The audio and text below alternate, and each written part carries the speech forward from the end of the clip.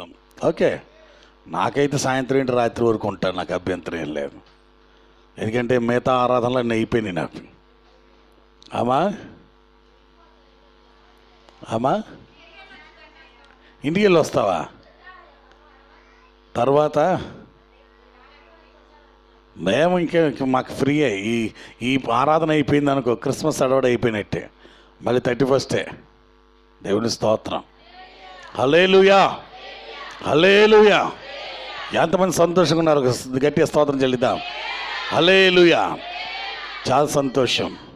Christmas పండుగ చేస్తున్నారా, Christmas పండుగ చేస్తున్నారా? ఏంటి రెండింటి తేడా? క్రిస్మస్ పండుగ అంటే ఏంటి, క్రిస్మస్ పండుగ అంటే ఏమిటి?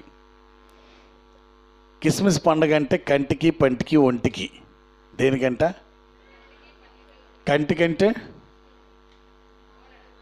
అమ్మా ఇంటి ఇల్లంతా డెకరేషన్స్, సున్నాలు వేయించుకొని అంత ఇల్లంతా డెకరేషన్ నీట్గా చేసుకున్న వాళ్ళు ఎంతమంది అండి పండగ సందర్భంగా? చెప్పాలి. ఎవరు చేయలేదా? శుభ్రం చేసిన వాళ్ళు కొంతమంది రంగులు వేస్తారు, కొంతమంది శుభ్రం చేస్తారు, కొంతమంది రకరకాల లైటింగ్స్ అలంకరిస్తారు. మాకు ఎప్పుడు కూడా క్రిస్మస్ అయ్యాక మా ఇంటి సంగతి చూస్తాం, ఎందుకంటే మాకు ఖాళీ ఉండదు కాబట్టి. ఓకే, కొత్త బట్టలు ఎంతమంది కట్టుకొచ్చారు ఒంటికి? బో చాలామంది ఉన్నారు. దేవుని స్తోత్రం. ఓకే, మరి పండగ వచ్చింది కదా, కొన్ని పప్పులు వండాలి కదా, వండారా? వండలేదా? అవసరం లేదు. ఎందుకంటే తెలుసా, ఇప్పుడంతా రెడీమేడ్. ఏదని చెప్తే అవి కూడా వచ్చేస్తున్నాయి, రెడీమేడ్గా వచ్చేస్తున్నాయి. ఇది వండుకోవాల్సిన అవసరం లేదు. ఇంతకుముందు అయితే మా చిన్నప్పుడు అనుకోండి స్టార్ట్, ఇది 4 రోజుల ముందనగానే స్టార్ట్ అనమాట. పిండి పట్టిస్తాం పండక్కి, అన్నీ వండటం. నీకేం వండలేదా? మీ నాన్నమ్మ ఏమి వండలేదా అభీష్? ఓకే, దేవుని స్తోత్రం. ఈరోజు పిల్లల సైన్యం ఎక్కువ ఉన్నట్టున్నారు. దేవుని స్తోత్రం. హల్లెలూయా. అయితే దేవుడు ఒక మాట చెప్తున్నాడు, ఇవన్నీ కూడా సంతోషమే, కానీ దేవుడు యేసుక్రీస్తు ఈ లోకానికి వచ్చారని మనమందరం పండగ చేసుకుంటున్నాం. కానీ దేవునికి నిజమైన పండగ ఒకటి ఉంది, చాలా ప్రాముఖ్యమైనది. నిన్న కాదు, మొన్న నైట్ కలెక్టర్ గారు కృష్ణా జిల్లా తరపున క్రిస్మస్ వేడుకలు పెట్టారు. అందులో చాలా కొద్దిమంది 30 మందిని వరకు ఇన్వైట్ చేశారు. అందులో నేను కూడా ఉన్నాను, వెళ్ళాను. జోసెఫ్ మోజెస్ గారు మంచి మెసేజ్ ఇచ్చారు, మంచి మెసేజ్. అయితే కలెక్టర్ గారు, మన కృష్ణా జిల్లా కలెక్టర్ గారు ఇంతియాజ్ గారు, ఆయన మోటివేషన్ మెసేజ్ ఇస్తూ ఓ చక్కటి మాట అన్నాడు. మీరు పండగ చేసుకుంటున్నారు, చాలా మంచిది, కానీ పరిస్థితులు బట్టి మేము బాహాటంగా చేయటానికి అంగీకరించలేకపోతున్నాం. కానీ చాలా ప్రాముఖ్యంగా మీరు చేయవలసిన పండగ ఏమిటాయా అంటే రిఫ్లెక్షన్స్. అంటే క్రీస్తు ఏదైతే చెప్పారో ఆ మాదిరిని ప్రజల దగ్గర చూపించటమే నిజమైన పండగ అని చెప్పాడండి. చాలా చాలా అద్భుతమైన మాట అది. I'm very happy. అక్కడికి వెళ్ళినందుకు నేను చాలా సంతోషించాను. ద రిఫ్లెక్షన్ అంటే క్రీస్తు ఏదైతే మీ మీద ప్రకాశింపచేశాడో దాన్ని చూపించండి, చూడండి. ఈరోజు చదివిన కీర్తనలో ఒక మాట, 3వ వచనంలో 2వ భాగంలోనికి వద్దాం. భూ దిగంత నివాసులందరూ మన దేవుడు కలగచేసిన రక్షణను చూచిరి. దేవుని స్తోత్రం. భూదిగంతముల వరకు చూడండి, భూదిగంత నివాసులందరూ మన దేవుడు కలగచేసిన రక్షణ, ద సాల్వేషన్. దేవుడు చూపించిన రక్షణ ఏమిటి? మనకు బాగా తెలుసు. క్రిస్మస్ అనగానే ప్రతి చర్చి ముందు ఒక చిన్న పాకేస్తారు. మన చర్చి ముందు కూడా పాకేశారు. ఇక్కడ వేయలేదు, అక్కడ వేసారు. పిల్లలందరూ కలిసి పాకేసి, ఆ సండే స్కూల్ పిల్లలందరూ పాకేసి దాంట్లో రకరకాలు బొమ్మలు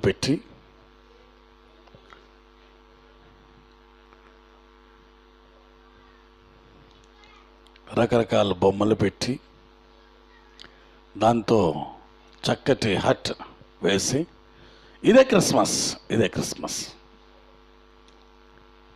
ఈరోజు చాలామంది కూడా అదే క్రిస్మస్ అనుకుంటాం.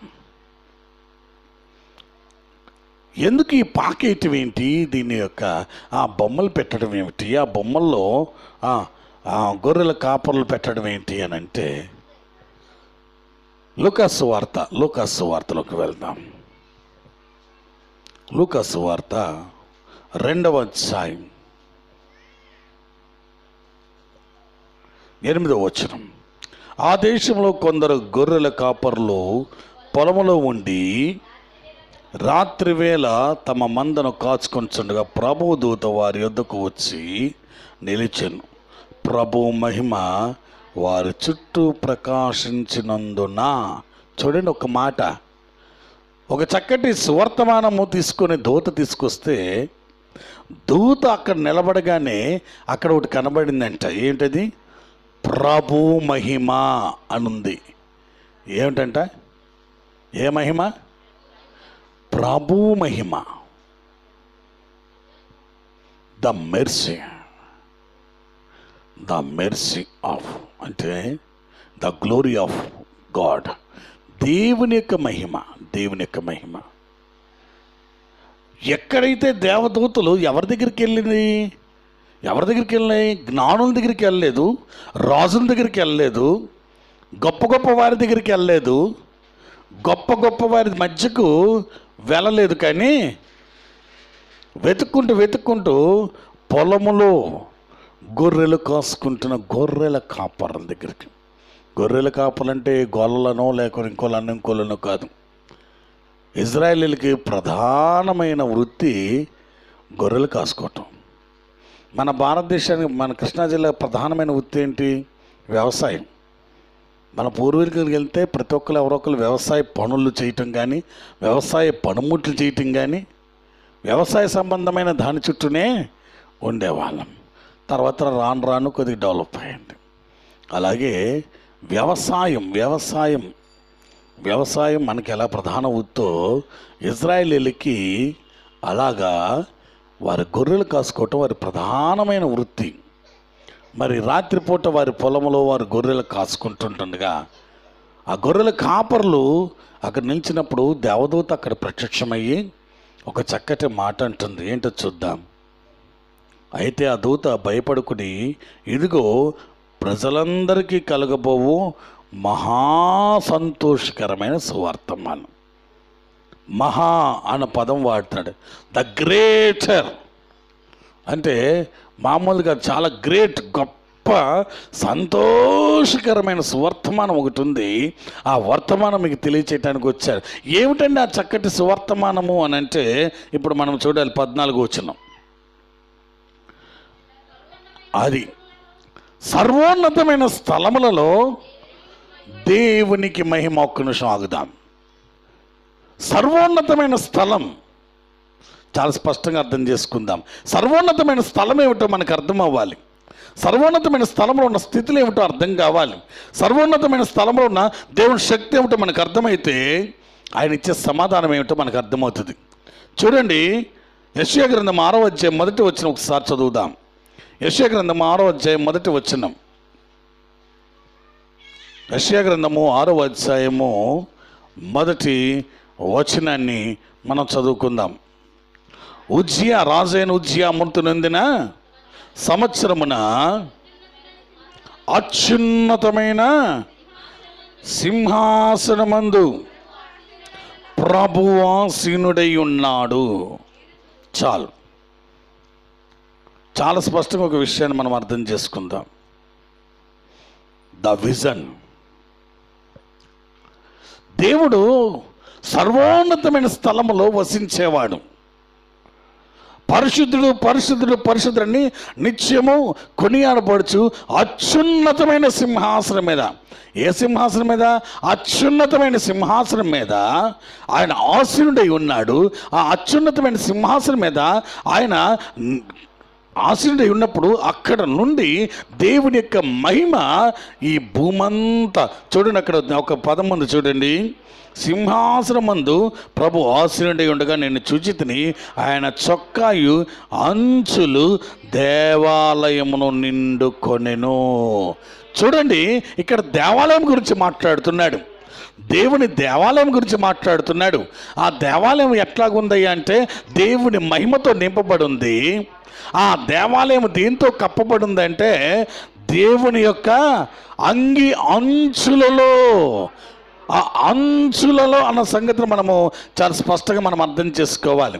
అంటే ద కవరింగ్, దేవుని మహిమ దేవుని దేవాలయములో కవర్ చేయబడి ఉంది. దేవుని మహిమ దేవుని దేవాలయాన్ని కప్పి ఉంది, కప్పబడి ఉంది. అక్కడ ఎవరు ప్రవేశించటానికి అర్హత లేదు, అక్కడ ఎవరు ఉండటానికి అర్హత లేదు. ఎందుకంటే అక్కడ ఉన్నది ఎవరయ్యా అంటే చూడండి, పైగా ఆయనకు పైగా శరాపులు పుట్టినట్టు ఏమన్నాయి చూడండి, మహాదూతలు.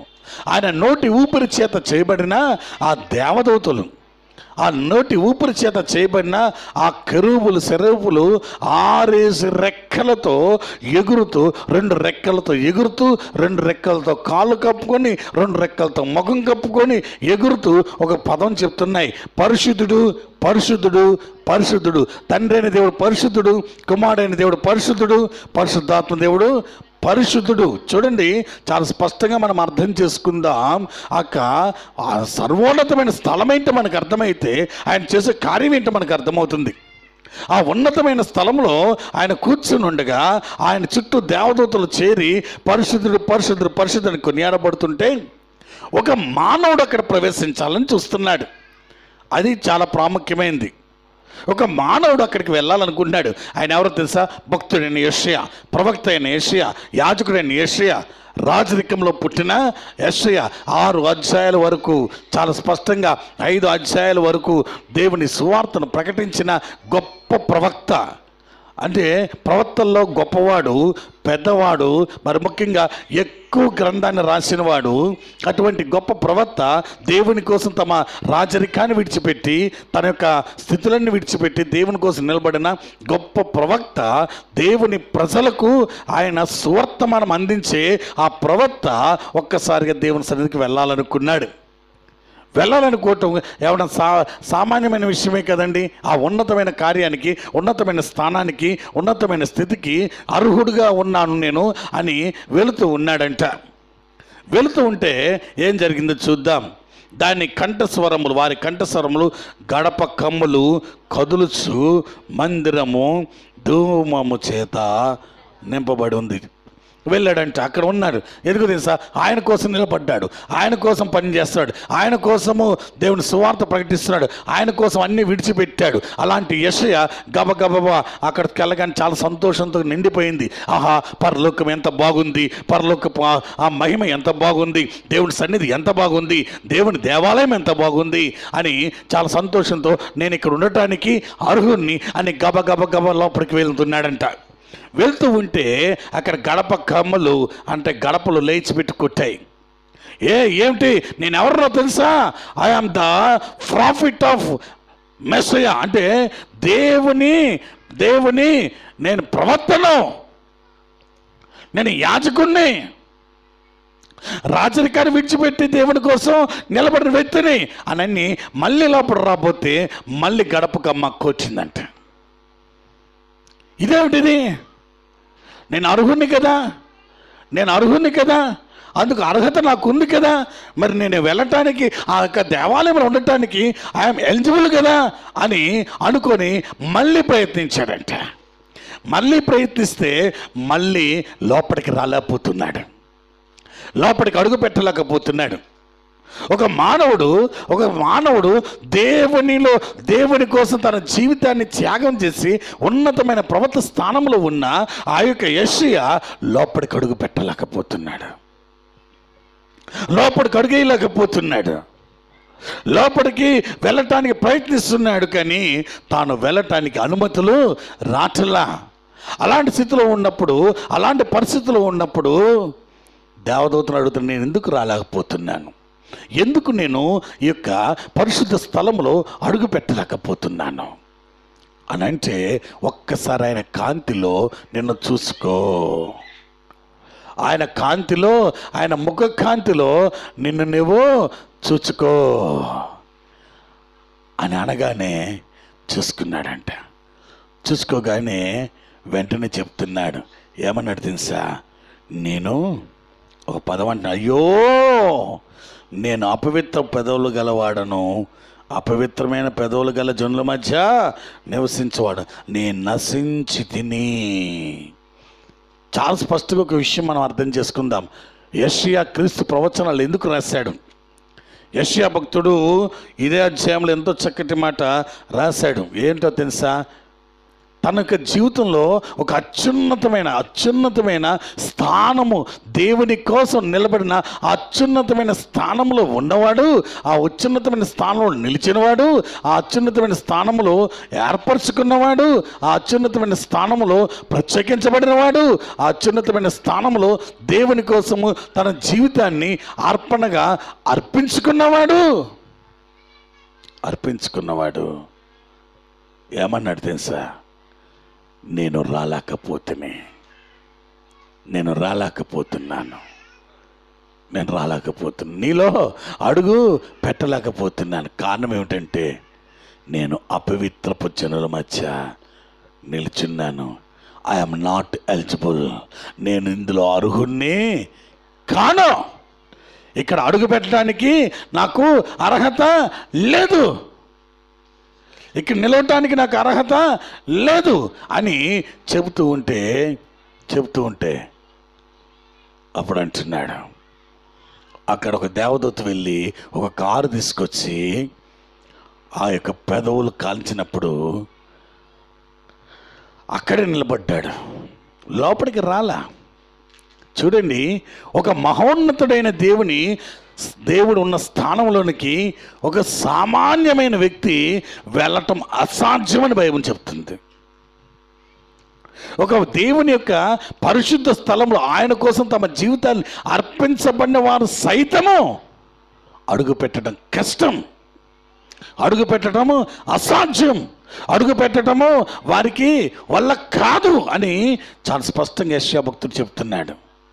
మరి అలాంటి యెషయా భక్తుడు ఒక మాట అంటున్నాడు, చూడండి 14 వచనం, కాబట్టి ప్రభువు తానే ఒక సూచన మీకు కలగచేయును, ఆలకించుడి, కన్యక గర్భవతి అయి కుమారుని కని అతనికి ఇమ్మానుయేలు అనే పేరు పెట్టబడును.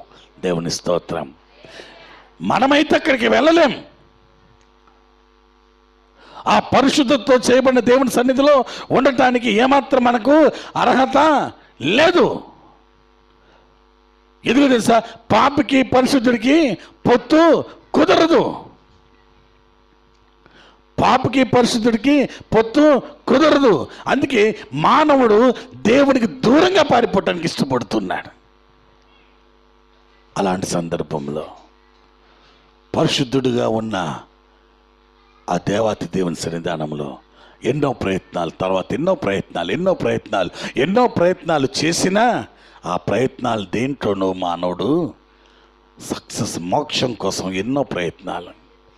మోక్షం కొంత అన్నదానం చేస్తే మోక్షం దొరుకుద్ది, లేకపోతే వస్త్రదానం చేస్తే మోక్షం దొరుకుద్ది, లేకపోతే నలుగురికి హెల్ప్ చేసి సాయం చేస్తే మోక్షం దొరుకుద్ది అని ఎన్నో ప్రయత్నాలు చేస్తున్నాడు. కానీ మనసుకు తృప్తి కలుగుతుంది, కానీ హృదయానికి నెమ్మది కలిగించట్లా. కొన్ని పనులు చేస్తే మనసుకు తృప్తి కలుగుతుంది, కానీ హృదయానికి నెమ్మది కలిగించట్లా. అందుకే సర్వోన్నతమైన స్థలములో దేవునికి మహిమ అని చెప్పి ఒక మాట అన్నాడు, ఆయనకిష్టులైన మనుషులకు భూమి మీద సమాధానమిచ్చుటకు ఇమ్మానుయేలు దేవుడిగా మన మధ్యకు దిగి వచ్చాడు. దేవుని స్తోత్రం చెప్పండి. హల్లెలూయా. ఆ పరిశుద్ధమైన మహోన్నతమైన ఉన్నతమైన స్థానంలో ఉండటానికి ఏమాత్రం అర్హత లేని మానవుణ్ణి అర్హులుగా చేయటానికి,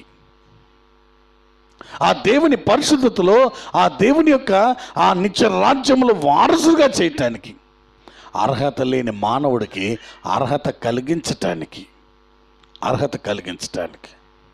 నిజమే. ఒక చిన్న మాట చెప్తాను. అక్కడ బెల్లం మొక్క ఉంది, చీమలు అలాగే వెళ్తున్నాయి. వాడి చెప్తున్నాను, ఆ బెల్లం వెళ్ళి తిను, ఆ బెల్లం చక్కగా ఉంటుంది, తీపిగా ఉంటుంది, మీకు ఆరోగ్యం. పురుగులు ఎందుకు తింటున్నారు, అటు వెళ్ళండి అంటే అవి వింటాయా? వినవు. వాడికి అర్థమయ్యే రీతిని చెప్పాలంటే ఆ చీమల్లో చీమగా మార్చబడాలి. నిజమే. దేవుడు దేనికోసమైతే మానవుని తయారు చేశాడో, నిజమేనండి. ఒక చిన్న మాట మనం అర్థం చేసుకుందాం. పుట్టిన నాటి మొదలుకొని ప్రతిదీ దేనికోసం ప్రయత్నిస్తాడు తెలుసా? సంతోషంగా ఉండటానికి. అవునా? పిల్లలు నడక నేర్పిస్తారు. దేనికి? పాకడం నేర్పిస్తారు ఫస్ట్. దేనికి? వాడు పాకలేకపోయినా చేతులతో తోసైనా పాకటం నేర్పిస్తాడు. పాకుతుంటే ఏం వస్తుంది మనకి? సంతోషం వస్తుంది. ఎందుకు సంతోషం? నా మీద ఆధారపడకుండా వాడంతటి వాడు పాకటం. తర్వాత నడవటం నేర్పుతారు. నడుస్తుంటే పడిపోతుంటాడు, మళ్ళీ నిలబెట్టి నడిపిస్తుంటారు. నడుస్తుంటే ఎవరికి సంతోషం చెప్పాలి? మనకా వాళ్ళకా? చెప్పాలి. మనకంటే ఎక్కువ వాళ్ళకు ఉంటుంది. ఇక ఎప్పుడు మా అమ్మ ఎత్తుకోవటం కాదు, నేనే నడవగలనండి. ఆ తర్వాత చదువు చెప్పిస్తారు. దేనికి? వాడి జీవితం సంతోషంగా ఉండాలి. చదువు చెప్పించిన తర్వాత చెప్పాలి ఉద్యోగం, మంచి ఉద్యోగం కోసం ప్రయత్నిస్తారు. మంచి ఉద్యోగం వస్తే సంతోషంగా ఉంటాడు. కానీ చదువులో అంతా వాడి టైం అంతా దీని మీద గడిచిపోద్ది. ఆ ధ్యాస అంతా ఆటల మీద ఉంటుంది. మనమేం బలవంతంగా చదువు. కానీ లాక్డౌన్ వచ్చాక మనం ఏం మాట్లాడలేని పరిస్థితి వచ్చేసింది. ఇప్పుడు ఆ స్కూల్కి వెళ్ళాలంటే చాలా భయం. ఎవరైనా వెళ్తారు స్కూల్కి? కానీ చాలామంది తల్లు అనుకున్నారు, ఎప్పుడు స్కూల్ తెరుస్తారో బాబు, మాకు కొద్దిగా విముక్తి అన్నది దొరుకుద్ది, కొంతసేపు అయినా రిలీఫ్ అన్నది దొరుకుద్ది మాకు. నిజమే. వాళ్ళు చదువుకున్న తర్వాత మంచి ఉద్యోగంలో తృప్తి పొందుతారా?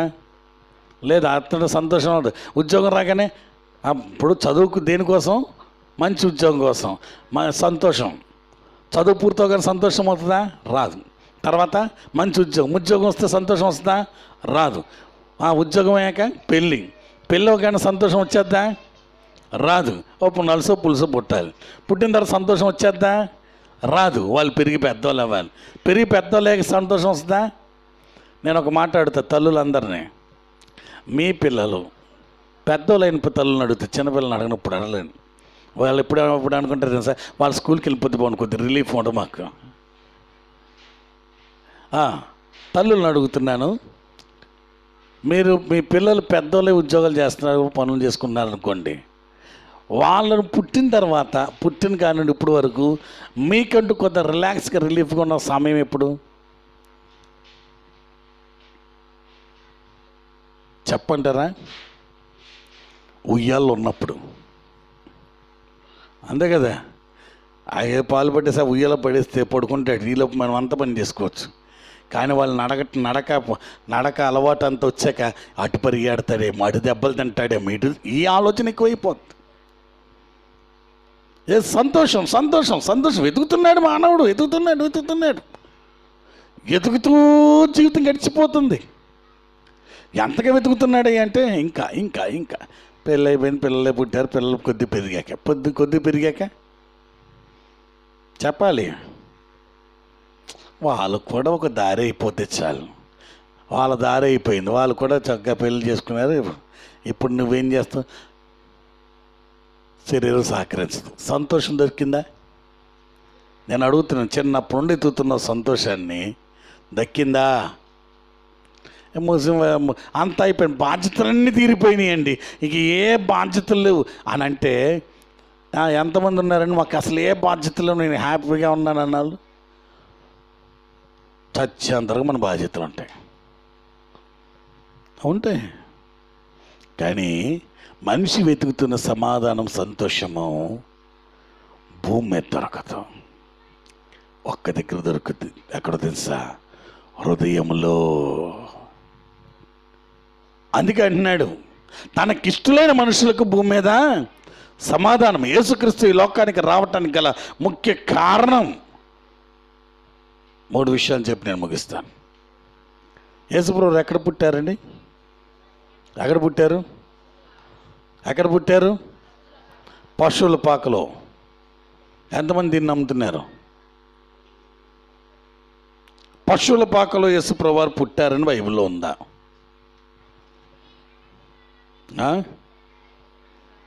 చూడండి ఒకసారి 7వ వచనం, 2వ అధ్యాయం 7వ వచనం, 6-7 చదవండి.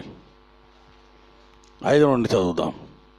యేసేపు దావీదు వంశంలోని గోత్రంలోని పుట్టినవాడు కనుక తన భార్యను ప్రదానము చేయబడిన గర్భవతి అయిన ఉండిన మరియతో కూడా ఆ సంఖ్యను వ్రాయటకు గలియలోని నజరేతు నుండి యోదయలోని బెత్లెహేమనబడిన దావీదు ఊరికి వెళ్ళెను. వారక్కడ ఉండినప్పుడు ఆమె ప్రసవ దినములు నిండెను గనుక ఆమె తొలిచూలు కుమారుని కని పొత్తిగుడ్డలలో చుట్టి సత్రములో వారికి స్థలము లేనందున ఆయనను పశువుల తొట్టెలో. ఎక్కడ పుట్టాడైనా? సత్రానికి వెళ్ళేసరికి యేసుప్రభువు పుట్టేశారు, పుట్టలేదా? పుట్టేశారు. ఆయన ఎక్కడ పుట్టారు? రోడ్డు మీద పుట్టారు, లేకపోతే పుట్టారు? లేదు, రాయిలా. ఒకవేళ రాసుంటే ఆ ప్రాంతాన్ని చూసుకొని అది పుణ్యక్షేత్రం అయ్యేదేమో. సత్రములో స్థలము లేనందున పశువుల పాకలోకి వెళ్ళి అక్కడ పొరండు పెట్టాను. మహాకాశం పట్టుదాని విస్తారమైన మహిమతో నింపబడిన దేవత దేవునికి ఏం కావాల్సి వచ్చింది? ఆయన పుట్టగలిగితే రాజరికంలో పుట్టగలడు, రాజుల్లో పుట్టగలడు. అవునా? పోనీ ఎవరన్నా పశువుల పాక ఎవరన్నా వెళ్ళారా? పశువులు మీకు గేదెల దొడ్డికి ఎంతమంది వెళ్ళారంటే? వెళ్ళే 2 గంటలు మీరు కూర్చుంటారు. ఎంతమంది చెప్పాలి? 2 గంటలు. ఆమా వెళ్ళలేదు. నువ్వు వెళ్ళావా? ఎంతసేపు కూర్చోగలవు అక్కడ? అమ్మ మీరు డైరీ ఫామ్ పెట్టారుగా, వెళ్ళి ఎంతసేపు ఉంటావు అక్కడ? అదేంటది? యేసుప్రభు వారు పుట్టగానే ఆయన ఎన్నుకున్న స్థలం అది. పశువుల పాకల, పశువుల తొట్టిలో ఆ పొత్తిగుడ్డలతో, అంటే పుట్టబడిన ఒక్కరోజు పిల్లవాడిని తీసుకెళ్ళి ఆ తొట్టులు ఎవరన్నా వేస్తారా? ఎందుకు? పశువుల పాక ఎలా ఉంటుంది? భయంకరమైన పేడతో, రొచ్చుతో ఉండదా? మంచి సువాసనగా ఉంటుందా? దుర్గంధం, భయంకరమైన దుర్గంధం, భయంకరమైన వాసన, భయంకరమైన స్థితి. లైటింగ్ ఏమైనా ఉంటుందా? ఎఫెక్షన్ లైటింగ్స్ ఏమైనా ఉంటాయా? పోనీ ఏసీ పెడతారా? ఏముండదే. చాలా భయంకరమైన చీకటి, భయంకరమైన వాసన, అపరిశుద్ధం. అంటే గడ్డి, పేడ అంత అక్కడ. ఆ ఉండే స్థలం ఎలాగుంటే అవి తినే తొట్లు ఎలాగుంటాయి? తొట్లు ఎవరిని కడుగుతారా? పశువుల తొట్టి. అలాంటిది దేవుడు ఎందుకు ఎన్నుకున్నాడు? అలాంటిది దేవుడు ఎందుకు ఎన్నుకున్నాడు? ఎందుకు ఎన్నుకున్నాడు అలాంటిది? అపరిశుద్ధమైన, అసలు పనికిరాని స్థితిలో ఉన్న ఆ యొక్క స్థలాన్ని దేవుడు ఎందుకు ఎన్నుకున్నాడు? ఆలోచించండి. దేవుడు తగ్గించుకోవటానికి ఇష్టపడుతున్నాడు. ఎంతగా తగ్గించుకోవటానికి ఇష్టపడుతున్నాడయ్యా అంటే, నా చెప్పాను, సర్వోన్నతమైన స్థలములు అంటే మానవుడు సైతం అడుగు పెట్టలేనంటి పరిశుద్ధ స్థలములో నుండి భూమి మీద అత్యంత అపరిశుద్ధంగా ఉండే స్థలములో తగ్గింపు అంటే గుర్తుపెట్టుకోవాలి. అర్హత ఉండి, ఏముండి? అర్హత ఉండి కూడా తగ్గించుకోవటం అన్నది విధేయతకు గుర్తు. అర్హత ఉండి, అర్హత లేని వాడిని కాదు, అర్హత ఉండి అంతే. అర్హత ఉండి చాలా స్పష్టంగా ఒక విషయాన్ని మనం అర్థం చేసుకుందాం. శ్రేష్టకరమైన దేవుని యొక్క వాక్యాన్ని మనం అర్థం చేసుకుందాం. యేసుప్రభు వారు ఆ తొట్టెలోకి రావటానికి కారణము ఒక ప్రాముఖ్యమైన విషయం ఉందండి. చీకటికరమైన స్థితుల్లో, చీకటికరమైన పరిస్థితుల్లో అసలు బలహీనమైన ఆ యొక్క పాకను ఎన్నుకోవటానికి కారణం ఏంటి తెలుసా? అటువంటి స్థితిలో ఉన్న దగ్గర యేసుప్రభు వారు ఉండాలనుకోవటానికి కారణం ఏంటి తెలుసా? ఏ మానవుడు ప్రవేశించలేని ఆ ఉన్నతమైన స్థలంలో నుండి, ఉన్నతమైన స్థితిలో నుండి ఆ పశువుల పాక మనమే. ఎందుకు తెలుసా? దైవ హృదయం ఉండవలసిన మన మనసులో పశు హృదయం అంటే మంచి చెడులు గ్రహించక మనకు తోచింది కరెక్ట్ అంటూ మన జీవితాన్ని చాలా వరకు చిన్న భిన్నం చేసుకున్న పరిస్థితులు ఉన్నాయి. సంతోషంగా ఉండవలసిన మన హృదయాన్ని లోక సంబంధమైన ఆలోచనలతో నింపి అందరితో సమాధానం లేకుండా, సఖ్యత లేకుండా, బాధకరమైన స్థితిలో, చాలా వేదనకరమైన స్థితిలో బ్రతికిన స్థితులు ఈ శరీరం. అందున హృదయం నిండిన కొలిది నోరు మాట్లాడను. దేవుని ఎరగక ముందు మన హృదయము ఏది చేస్తే అది రైట్, ఏదైతే అది కరెక్ట్, ఏదైతే అది మన జీవితంలో అదే మనం ఏం చేసినా దాన్ని ఎవరైనా అబ్జెక్షన్ చెప్తే వాళ్ళ మీద తిరుగుబాటు చేసిన మనస్తత్వాన్ని, అలాంటి స్థితిలో ఉన్న మనతో నా హృదయంలో ఆ మహోన్నతమైన స్థలములో నుండి, సర్వోన్నతమైన స్థలములో నుండి నాకు సమాధానం ఇచ్చుటకు పశువుల తొట్టె లాంటి నా హృదయములో ఉండటానికి తన్ను తాను తగ్గించుకొని లోకానికి వచ్చాడు. అదే క్రిస్మస్. దేవుని స్తోత్రం. ఒక విషయాన్ని మనం అర్థం చేసుకుందాం. యేసుప్రభు వారు వచ్చారు, అక్కడ పెట్టబడ్డారు. ఏం జరిగింది? ఈయన ఎప్పుడైతే అక్కడ రాబడ్డారో, అక్కడ ఆ తొట్టిలో పరుకోబెట్టబడ్డారో, వెంటనే ఏమొచ్చినాయి? దేవదూతలు వచ్చినాయి. దేవదూతలు వచ్చిన ఏం తీసుకొచ్చాయి? వెలుగు తీసుకొచ్చింది. ఇప్పుడు చీకటి పోయి ఏమొచ్చింది? మునుపు చీకటి ఉండ్రి, ఇప్పుడు వెలుగయ్యారు. ఎప్పుడైతే హృదయంలోనికి యేసుప్రభు వారు వస్తారో నీ జీవితంలో ఉన్న ప్రతి చీకటి తొలగిపోయి వెలుగుమయమైన జీవితంగా దేవుడు మారుస్తాడు. దేవుని స్తోత్రం. హల్లెలూయా. అంటే నీ క్రియలు మారుతాయి. అరే ఒకప్పుడు భలే చాలా, ఆమె నోరు చాలా పెద్దదండి, దేవుని నమ్ముకుంది, చాలా సాత్వికురాలైంది అంటే నీ క్రియలు మారిపోతున్నాయి.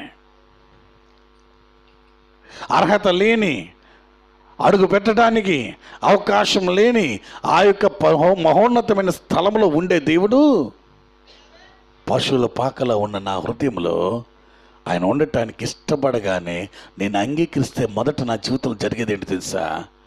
ఇప్పటి వరకు చీకటి అంటే దెయ్యాలు కాదు, దురాత్మలు కాదు, నా జీవితం ఏంటో నేను గ్రహించలేని స్థితి, నా శ్రమ ఏంటో నేను గ్రహించలేని స్థితి, నా బ్రతుకేమిటో నేను గ్రహించలేని స్థితిలో నుండి నాకు ఒక మార్గంగా నా ప్రభు నిలబడ్డాడు.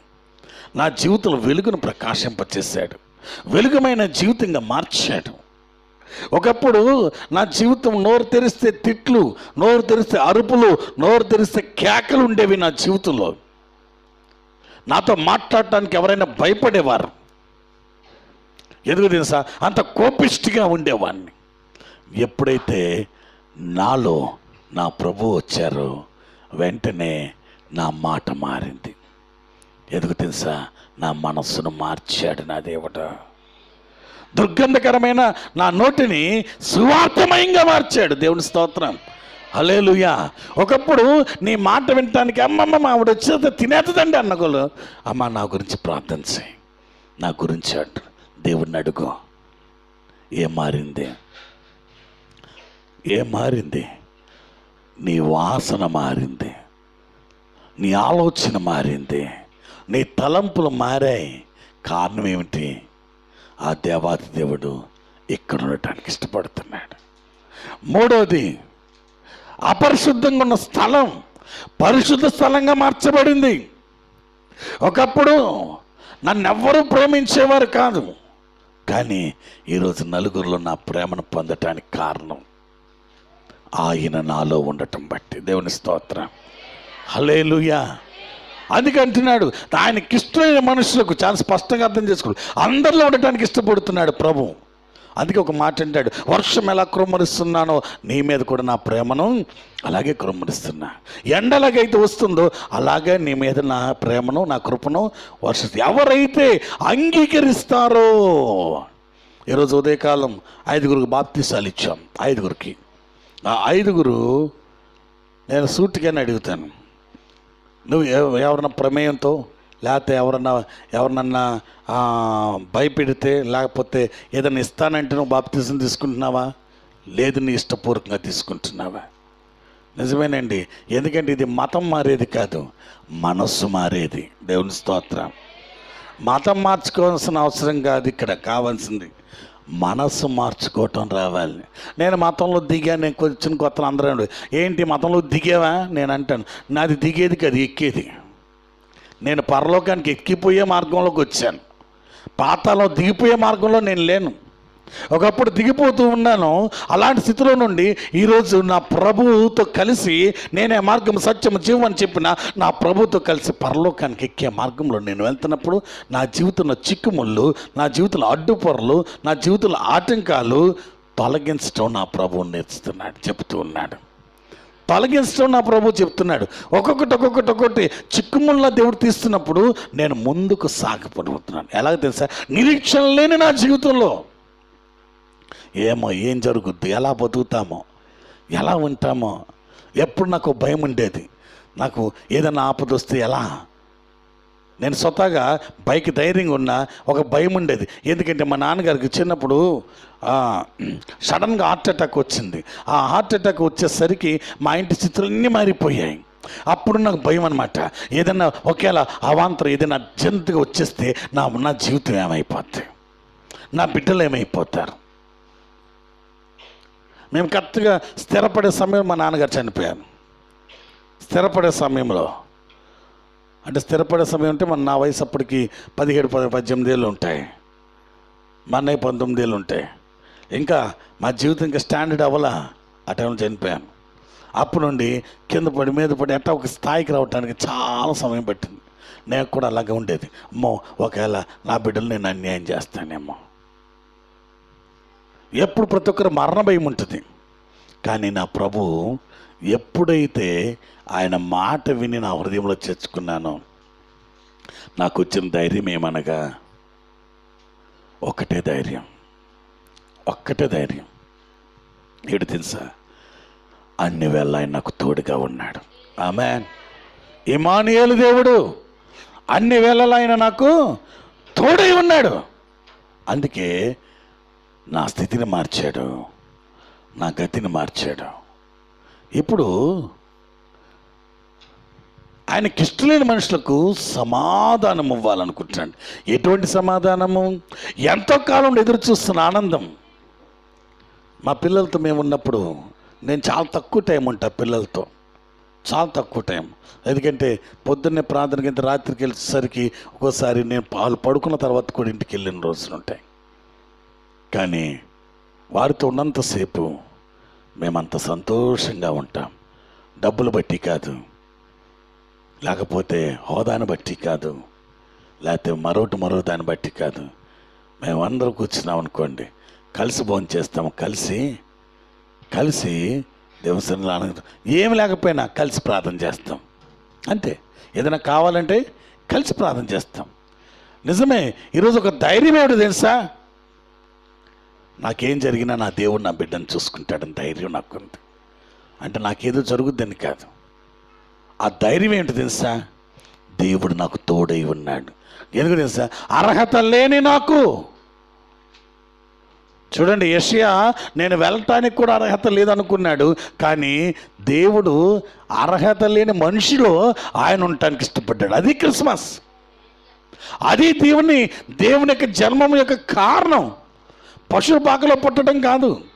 పశువుల పాకలు అంటే నా హృదయంలో పుట్టడానికి దేవుడు ఇష్టపడుతున్నాడు. ఉంటే ఏం జరుగుద్ది? పశువుల పాక ఇప్పుడు ఏమైంది? పుణ్యక్షేత్రంగా మార్చబడింది. ఆ పశువుల పాకే పెద్ద మందిరం కట్టారు యెరూషలేములో, బెత్లెహేములో పెద్ద మందిరం కట్టారు. ఎక్కడ తెలుసా? యేసు ప్రభు వారు ఇక్కడ పెట్టబడ్డారని. భూమి మీద ఉన్నదే అంత గొప్పదైతే పరలోకపు దేవుడు నీ హృదయంలో ఉండటానికి ఇష్టపడితే నీ జీవితం ఎంత వెలుగుమయంగా మార్చబడుతుంది. దేవదూతలు వచ్చి అక్కడ కూర్చున్నాయి. గొర్రెల కాపురు పరిగెత్తుకుంటూ వచ్చారు. అక్కడున్న చీకటి పోయింది, వెలుగుతో నింపబడింది, దుర్గంధం పోయింది, సువాసన స్తుతియాగం వచ్చింది, అపరిశుద్ధత పోయింది, పరిశుద్ధత వచ్చింది. ఇప్పుడు అదే స్థలము పవిత్ర స్థలంగా మార్చబడి ఆనంద గానములతో నిండే స్థలంగా మార్చాడు నా దేవుడు. కారణం ఏమిటి? ఆయన అక్కడ ఉండబట్టి. ఈరోజు నా ప్రభు అంటున్నాడు, క్రిస్మస్ అంటే కేకులు పంచుకునే పండగ కాదు. క్రిస్మస్ అంటే ఇంటికి రంగులు వేసుకునే పండగ కాదు. క్రిస్మస్ అంటే కొత్త బట్టలు వేసుకొని పరిగెత్తడానికి పండగ కాదు. క్రిస్మస్ అంటే నీ హృదయంలో దేవుడిచ్చే సంతోషాన్ని అనుభవించటం. ఎప్పుడైతే నీ హృదయంలో దేవుని సంపూర్ణంగా అప్పగిస్తావో అప్పుడు నిజమైన క్రిస్మస్. అప్పుడే నీ జీవితంలోంచి దేవుని వెలుగు, దేవుని ప్రసన్నత, దేవుని శక్తి, దేవుని ప్రభావము బయటికి ఉత్పన్నమవుతున్నప్పుడు అప్పుడు నీకు సంతోషం. సకల ఆశీర్వాదం కానబోతున్న దేవుడు ఆశీర్వాదకరమైన బిడ్డలుగా దేవుడు నిలబెడతాడు. దేవుని స్తోత్రం. హల్లెలూయా, హల్లెలూయా. నిజమేనండి. ఈరోజు మనం చేసుకుంటున్న క్రిస్మస్ ఏంటో తెలుసా? నా హృదయంలో, ఈ లోకంలో పుట్టిన యేసయ్య గురించి కాదు, నా హృదయంలో జన్మించిన యేసయ్యకి ఆయనకిష్టమైన బిడ్డగా నేను ఉంటాను. అది దేవునికి ఇచ్చే నిజమైన క్రిస్మస్ ఆరాధన. నిజమైన క్రిస్మస్ ఆరాధన అంటే ఏంటి తెలుసండి? నా హృదయంలో దేవుడు జన్మించాడు. ఆ జన్మించిన ప్రభువు ఎలా ఉంటాడో, ఎలాగ ఉంటాడో ఎవరికి తెలియదు. కానీ మారిన నా బ్రతుకు లోకంలో ఉన్నారు అందరికీ తెలుసు.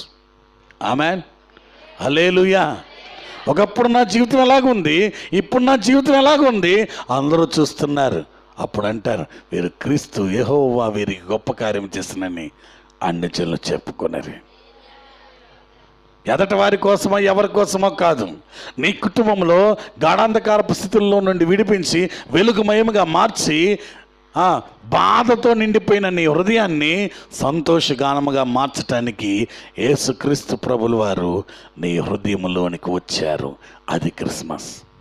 ఇప్పుడు వచ్చి ఎంతకాలమైనా అలాగే ఉన్నాం అనుకోండి, పాకగానే ఉండాలా? పాకేమవ్వాలి? మనము ఒక ఇల్లు కొనుక్కున్నాం, పాకేసుకున్నాం, తర్వాత ఏం చేయాలి? దాన్ని చెప్పాలి, రేకుల షెడ్గా మార్చుకోవాలి, రేకుల షెడ్ని డాబాగా మార్చుకోవాలి, డాబాని స్లాబ్ వేసుకొని స్టేర్ పెంచుకోవాలి. లేదు లేదు నాకు ఇదే చాలు, నేను ఇలాగే ఉంటా అంటే అభివృద్ధి ఉందా? నిజమే, క్రీస్తు నీలోనికి వచ్చాను, నీలోకి వచ్చాను, నీ హృదయంలోనికి దేవుడు వచ్చాను. వచ్చాక నువ్వేమవ్వాలి? అభివృద్ధి పొందాలి. ఎలా అభివృద్ధి పొందాలి? నీ జీవితంలో దేవుడు దినదినాభివృద్ధి కలిగించటానికి ప్రభు దగ్గర నమ్మకంగా ఉండు. ఒక్క మాట చెప్తా, అభివృద్ధి అంటే ఒకే ఒక్క మాట, నీకు అసాధ్యమైన దేవుడు సాధ్యం. అంతే. నీకు అసాధ్యమైంది దేవునికి సాధ్యం. పాప విషయంలో, మధు విషయంలో మేము ఎంతో వివాహం ఎలా చేయాలి అసలు మాకు ఆలోచనలు కూడా అంతని స్థితి. ఎందుకో తెలుసా? అప్పటికి వాళ్ళ నాన్న అప్పుల్లో ఉన్నారు. ప్రార్థన చేస్తున్న వివాహం కోసం ఒక సంబంధం వచ్చింది, డబ్బులు కావాలి, కట్నం మాట్లాడేసుకున్నాం, అన్నీ మాట్లాడేసుకున్నాం, చేతిలో డబ్బులు లేవు. ఏం చేయాలి? ఎలా? దేవుడు మనకున్నాడు. అమ్మ నువ్వు ప్రార్థన చేయి, మేము ప్రార్థన చేస్తాం. బిడ్డ నమ్మకంగా ప్రార్థన చేసింది, తల్లిదండ్రులు ప్రార్థన చేశారు. ఆశ్చర్యకరంగా తనకి ఎంత అవసరమో అంత అప్పు చేయకుండా దేవుడు ఇచ్చాడు. దేవుని స్తోత్రం. అంతేకాదు, ప్రారంభంలో వివాహమయ్యాక కొంత సమస్య ఎదుర్కొంది. ఫోన్ చేసినప్పుడు అమ్మా దేవుడు నీకు తోడుగా ఉన్నాడు, మేము దూరంగా ఉండొచ్చు కానీ దేవుడు ఎప్పుడు నీతోనే ఉన్నాడు. కాబట్టి నీ భర్త కొరకు నువ్వు బలంగా ప్రార్థించు. ఈరోజు విడిచి ఉండడం. నిజమేనండి, బాహాటంగా చెప్తున్నాను. పెళ్ళైన కొత్త 1 గంట 2 వచ్చేవాడు ఇంటికి. కానీ ఈరోజు ఆఫీస్ అవ్వగానే ఓ మంచి బిడ్డ ఉంటే చాలు ప్రభు నాకు అని అంటే, ఇప్పుడు వాళ్ళ అమ్మోళ్ళ ఇంటి ఊర్లోనే పొద్దున పంపించి సాయంత్రం కల్లా రాలేదనుకో అలుగుతాడు మళ్ళీ. చూడండి ఎంత ప్రేమ. అంటే గొప్ప విషయం చెప్పట్లా, అసాధ్యమైనది దేవుడు చేస్తాడు. ఎందుకు తెలుసా? నువ్వు నమ్మిన ఎడల మహిమను చూస్తావు. ఆయన ఎక్కడ ఎతకద్దు, నీ హృదయంలో ఉన్నాడు. నీ హృదయంలో దేవుని వెతికితే చాలు, అనుదినము నీ జీవితం పండగ అయిపోతుంది. అనుదినము నీ జీవితం పండగ అవుతుంది. అయ్యో అందరికీ చేస్తాడో చేయడు, నాకు చేస్తాడేమో, అమ్మో నాకు తెలియదని నాకు నమ్మకం లేదు. ఒక మాట చెప్తాను, 25,000 పెట్టి ఒక టీవీ కొన్నావు, అది పని చేస్తావు పని చేయదు అని అపనమ్మకంగా ఉన్నావు అనుకో, అది పని చేస్తా చేయదు. ఒకవేళ పని చేసినా చిన్నగా ఏమైనా బ్లర్ వచ్చింది అనుకోండి, వెంటనే ఇది పనికిరాదు, అంతే. కాదు, వి ఆర్ బిలీవ్, మనం నమ్ముచున్న దేవుడు గొప్పవాడు. నువ్వు నమ్మిన మహిమను చూస్తావు. నీలో ఉన్నాడు నా దేవుడు. నీ జీవితంలో పండగ చేసి మార్చడానికి దేవుడు సిద్ధంగా ఉన్నాడు. కాబట్టి ఈరోజు ఆ సర్వోన్నతమైన స్థలంలో ఉండవలసిన దేవుడు తనకిష్టమైన మనలో సమాధానం ఇచ్చుటకు ఈ లోకంలో నా హృదయంలో జన్మించాను. ఆ జన్మించిన దేవుని బట్టి సంతోషిద్దాం, ప్రభువుని సంతోషపరుద్దాం. నీ జీవితమే సంతోషంగా మార్చబడును గాక. తాగుద్దాం. నీ కోసం వెలిగిందే వెలుగు, వెలుగు చూపే అయా క్రిస్మస్ కాంతులు మా హృదయంలో నుండి లోకములో ప్రకాశింపచేయనట్టుగా నీ కృప మాకు దయచేయమని సర్వాధికారి అయిన యేసుక్రీస్తు నామములో ప్రార్థించి అడిగి వేడుకొంచున్నాం నమ్మదగిన తండ్రి. ఆమెన్, ఆమెన్, హల్లెలూయా.